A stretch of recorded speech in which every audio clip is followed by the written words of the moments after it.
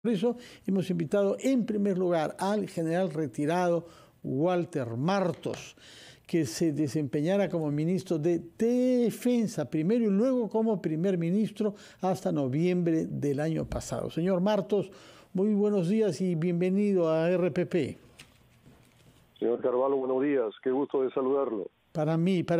Bueno, todos lo recuerdan como un hombre de diálogo, como un hombre que intentó llevar a cabo políticas públicas sin crear más enemistades y más conflictos que los que ya eran necesarios e inevitables, pero que se vio arrastrado en noviembre pasado por los acontecimientos que se precipitaron. Yo recuerdo particularmente también que antes de ser primer ministro, como ministro de Defensa, usted promovió esta operación Taita, que es una de las operaciones más importantes que la Fuerza Armada peruana haya llevado a cabo en apoyo directo a la población afectada por el COVID-19. De manera que en ese espíritu, en el de reconocer políticas públicas que funcionan y que permiten tener unidad nacional, queremos que nos diga usted cuál es el balance que hace de lo que hemos vivido durante esta semana respecto a los ascensos en la Fuerza Armada y al retiro, que es una consecuencia colateral de la manera en cómo se produjeron estos,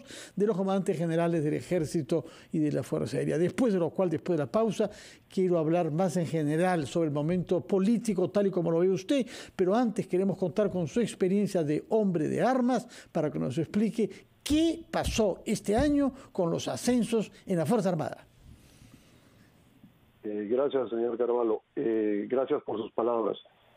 Desde mi punto de vista, desafortunadamente, yo creo que ese ha sido un grave error político nuevamente, el tratar de tener injerencia en el proceso de ascensos de los oficiales de la Fuerza Armada, pero detrás de esto mi mayor preocupación es de que también hay evidencias de un intento de inicio de control de las Fuerzas Armadas, y eso ya es mucho más preocupante, ¿no? En base a cómo se ha ido desarrollando el tema, la denuncia que hicieron los excomandantes generales del Ejército y la Fuerza Aérea, los descargos que ha hecho el señor ministro, tanto en la Comisión de Defensa como en las declaraciones de prensa, pues nos indican que hay bastantes contradicciones y que nos lleva a pensar a todos los peruanos, y con la experiencia que tengo en el Ministerio de Defensa, de que esto ha sucedido así, de que se ha tratado de ingerir en los procesos de ascensos de las Fuerzas Armadas, coaccionando a los comandantes generales y posteriormente, al no lograr este objetivo, como una represalia, pasarlos al retiro, ¿no? Y detrás de esto, detrás de estas acciones, detrás de buscar estos ascensos de gente conocida por el gobierno, hay un intento y un inicio de control de la Fuerza Armada.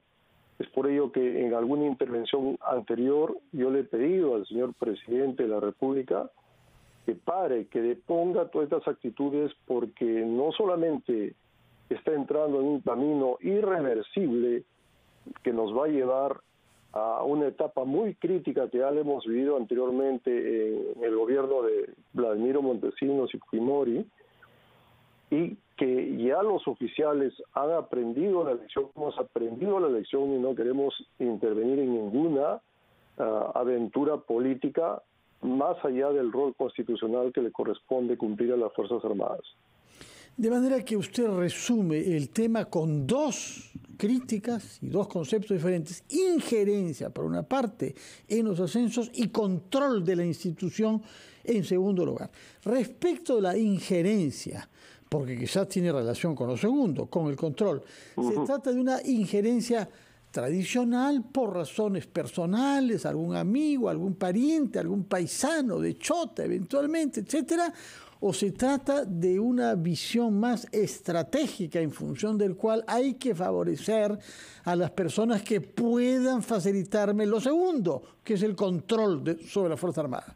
¿Es algo aleatorio y familiar, tradicional y de compadrazgos, o cree usted que en aquellos que se quiso beneficiar se perfila un plan de control? Mire, por las evidencias que tenemos los peruanos y que tengo también como peruano, Lo preocupante es que no solamente se trata de un compadrazgo, de un amiguismo, de tratar de ascender a aquellas personas allegadas o conocidas al gobierno, sino que hay una intencionalidad detrás de esto, ¿no? De iniciar un control de las Fuerzas Armadas. Mire, no vamos a tapar la verdad, y esto del compadrazgo, del amiguismo, de tratar de ascender a oficiales allegados al gobierno que no les corresponde, no es de ahora. Esto ha sucedido en muchísimos gobiernos, en algunos no, yo le digo claramente, en algunos no. En unos se ha permitido, porque el comandante general, por aferrarse al cargo, no hizo respetar la institucionalidad, y se ha permitido en ciertos casos, y en ciertos casos no. Y yo le puedo nombrar casos, por ejemplo, en el gobierno de Toledo, el general Graham, no permitió la injerencia en los ascensos, y por eso lo pasaron a fin de año al retiro. En el gobierno de Ollanta, el general Vergara Sexial tampoco permitió cierta manipulación y fue pasado al retiro a los 3 meses y medio. Pero detrás de eso, lo que preocupa es la intencionalidad, ¿no? Acá se ha tratado de coaccionar a los comandantes generales para ascender a ciertos oficiales y con ciertas amenazas. De acuerdo a lo que ha manifestado el general Vizcarra, es que el secretario de Palacio le dijo, ¿quién garantiza que estos oficiales que están ascendiendo sean leales al gobierno?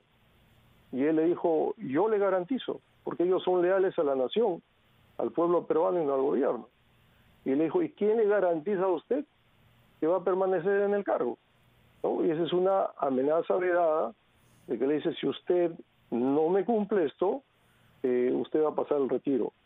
Ahora, lo que no entiende a lo mejor el gobierno en su conjunto, no solamente va a hablar el secretario, es que al momento de ejercer una presión al comandante general para ascender a alguien que no le corresponde, no solamente están ejerciendo presión al comandante general, están ejerciendo presión a todos los generales de división, porque los ascensos en el ejército, la nota final que le ponen al candidato, son de todos los comandantes generales de división, que se reúnen en consejo para determinar quién asciende y quién no.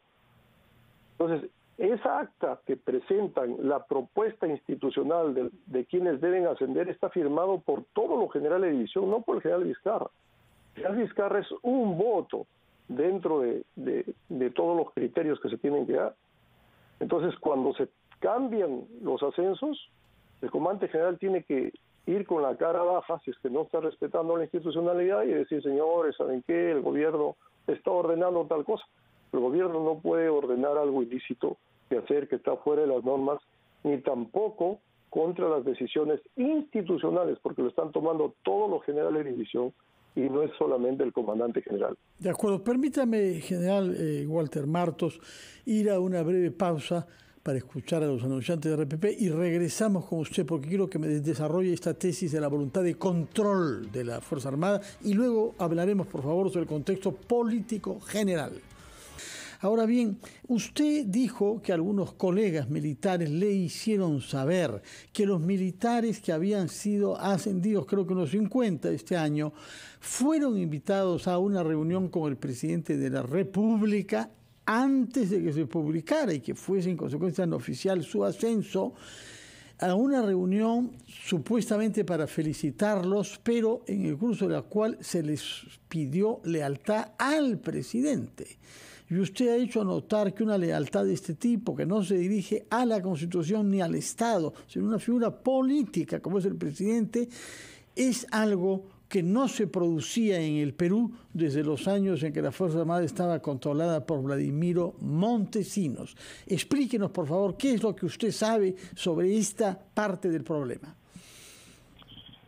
Bien, mire, en todas las manifestaciones que ha dado el señor ministro de Defensa, en la Comisión de Defensa o en sus declaraciones que ha dado los medios de comunicación, ha entrado en varias contradicciones que yo como ministro conozco las funciones del ministro y entonces sé que hay contradicciones que están dando, ¿no? En base a las declaraciones que ha dado el general Vizcarra y en base a las declaraciones que da él, ¿no? Una de ellas, nomás simple para anunciarla, ¿no? Él, por ejemplo, dice que no comunicó a los comandantes generales de su pase al retiro porque ya era muy tarde, ¿no? Sí, que era las 11 de la noche. Sin embargo, dice que tenía una relación bastante fluida con ellos, calificándola de 18 un puntaje 20, una relación fluida alta, ¿no? Entonces, si un acto tan delicado como es el pase al retiro de dos personas con quienes trabajo fluidamente, es un acto gravísimo porque está plantando, está poniendo en alto la carrera de 40 años de servicio de un oficial que tiene mucha trascendencia para la vida institucional y para la vida del oficial. Pues las 11 de la noche no es hora tarde, ¿no? Un ministro puede llamar a la 1 o 2 de la mañana por una cosa urgente a los comandantes generales. El día siguiente dice que le dijo a su secretaria que la comunique. Posteriormente, el general Chaparro de la Fuerza Aérea declara que lo llamó posteriormente al pase al retiro a su oficina y le manifestó que él no sabía nada, ¿no? Y posteriormente el ministro sale a decir que se le está pasando el retiro al comandante general de la Fuerza Aérea porque no tenía listo el avión presidencial, ¿no? Y nuevamente el presidente sale a decir que va a vender el avión presidencial. Hay una serie de contradicciones pues que hay una evidencia de que alguien está mintiendo, ¿no? Alguien está mintiendo. Está mintiendo el general Chaparro, está mintiendo el ministro. Eso habrá que verlo más adelante. Pero el tema que usted me dice, sí, hay algunos oficiales generales que se acercaron preocupados a hablar conmigo porque les habían citado a Palacio Gobierno, después he visto exactamente que ha sido el 16 de octubre, el sábado 16 de octubre, o sea, un día después que terminó el proceso de ascenso. El proceso de ascenso de generales terminó el 15 de octubre. Y fueron citados el 16 de octubre cuando todavía no terminaba el proceso de ascensos. Porque el proceso de ascensos termina cuando se publica en el Diario Oficial del Peruano las resoluciones de ascensos. Ahí se da por concluido el proceso de ascensos y se sabe qué hacen. Y el día 16 fueron citados a Palacio Gobierno, donde pasaron lista, no por uno, y el señor presidente les dio unas palabras. Eso debe estar grabado. Está grabado cuáles fueron esas palabras. Pero los oficiales estaban preocupados porque dentro de sus palabras mencionó muchas veces el presidente la lealtad, lealtad y lealtad. ¿A qué? Entonces, ¿a quién lealtad? Le estaba pidiendo su lealtad a los generales que ascendieron. ¿Lealtad a él? Les estaba pidiendo su lealtad en su gestión y no voy a mencionar otras cosas que me han contado porque no las he certificado. Si hay alguna grabación tendríamos que verlo porque hay otras cosas que tienen una connotación ya política, ¿no? Pero no las he certificado, por eso que no las menciono. Pero que sí está certificado que muchas veces él está pidiendo la lealtad a su gobierno, a sus decisiones, ¿no? Ahora, mire, esto no es natural, no es normal, no es regular que un presidente cite a todos los oficiales por ascender, porque todavía no había terminado el proceso de ascensos, él todavía no había firmado las resoluciones de ascensos, a decirles, oiga, usted está ascendiendo y todavía no termina el proceso y yo necesito su lealtad, entre otras palabras, ¿no? de lo que he podido decir. ¿Y por qué? Mire, el presidente no necesita la lealtad de ningún miembro de las Fuerzas Armadas, porque él es el jefe supremo de las Fuerzas Armadas. Y todas las Fuerzas Armadas le deben obediencia al jefe supremo de las Fuerzas Armadas en los términos de que él les exija cumplir sus funciones y roles constitucionales. Pues él tiene toda la autoridad para hacer cumplir a las Fuerzas Armadas sus acciones dentro de los roles constitucionales. Se pide lealtad cuando hay alguna intencionalidad de que se va a hacer alguna acción que necesite el apoyo de la fuerza. Claro, sí. Es una lealtad, ¿no? Condicionada. Y eso lo hacía en ese entonces Vladimiro Montesinos. O sea, sí. Esto muestra que hay una intencionalidad de un inicio del control de una Fuerza Armada. De acuerdo. Sumamente grave, sin duda. para el país, ¿no? Yo le agradezco que nos haya aclarado eso. Quisiera, por favor, usar los minutos que nos quedan para poner este tema grave en el contexto general de la vida política en el Perú. Y quisiera conocer su reflexión como soldado que se ha visto llevado a roles protagónicos en la política durante la pandemia, frente a la cual usted actuó como militar, repito, creando esta operación Taita. ¿Qué ha pasado con el Perú? ¿Por qué nos hemos visto envueltos en esta situación de hiperpolarización en plena pandemia y crisis económica? ¿Dónde ve usted la salida a que no sigamos usando todas nuestras energías en destruir al adversario? Señor Gravalo, mire, todos los extremos en la vida son malos, ¿no? Hay un sabio que decía, no hay que tener la cuerda de la guitarra tan templada porque se puede romper, ni tan floja, tan suelta porque no suena. El punto intermedio es el punto de la armonía, ¿no? Y tanto la extrema derecha como la extrema izquierda hacen sumamente tremendo daño al país, ¿no? Tenemos que encontrar un equilibrio y dar respuesta pragmática a las necesidades y a la problemática nacional. Yo creo que el señor presidente tiene algunas creencias muy firmes que no responden a este equilibrio que debe mantener un estadista para conducir al país. ¿Cuáles son esas creencias?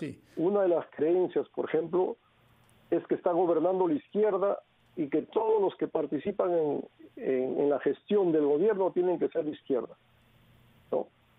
Y eso está excluyendo a excelentes profesionales que no son de izquierda o que son de otra tendencia política, y usted sabe que para conducir al país se tiene que organizar un equipo de los mejores profesionales, los más capacitados, los más expertos, para que con ese equipo humano en armonía podamos conducir los destinos del país. Este no es la conducción del partido de izquierda ni la conducción del partido de derecha. También es una equivocación el que cuando está en el gobierno la derecha solamente se quiera gobernar el país con la derecha. Claro que sí, no se puede. Pero, ¿qué haría usted, qué recomendaría usted en vista de su experiencia para establecer puentes en vez de estar yendo al conflicto permanente? Mire, lo que no permite tender puentes, señor Carvalho, son las ideologías radicales que hay detrás de las acciones. Por ejemplo, esta terquedad de querer implementar una asamblea constituyente con la creencia de que al implementar esa asamblea constituyente el Perú va a desarrollarse como un país europeo, esa es una falacia terrible, una falacia tremenda. Y lo único que está haciendo es alejar a todos aquellos que no concuerdan con esa idea, pero también asustar, alejar a los inversionistas, que es lo que necesita el país en este momento. Si no hay un influjo de inversionistas, no vamos a tener empleo. Si no tenemos empleo, no hay capacidad de gasto. Y si no hay capacidad de gasto, podemos entrar en una hiperinflación que nadie nos para, señor Carvalho, que Dios quiera que no suceda. Y eso acentuará todas las divisiones y todo el clima de encono y polarización que tenemos. Muchas gracias por su tiempo este sábado por la mañana, general Walter Martos. Muchas gracias por lo que nos ha explicado y ojalá que su voz llegue a los oídos de las personas que tienen que tomar decisiones útiles para nuestra población. Muchas gracias. Permítame unos segundos nomás. ¿Cómo no? Muy importante, yo creo que hacer un llamado a todos los generales, vicealmirantes, tenientes generales que tienen la responsabilidad moral de garantizar la institucionalidad de las Fuerzas Armadas y no involucrarles en política, que actúen con dignidad y con honor para cumplir esta función. Muchas gracias, señor Carvalho. Muchas gracias a usted y tomamos muy en serio el llamamiento que ha hecho usted a sus colegas en actividad para que se ubiquen en el marco que la Constitución define para nuestra Fuerza Armada. Muchas gracias y muy buenas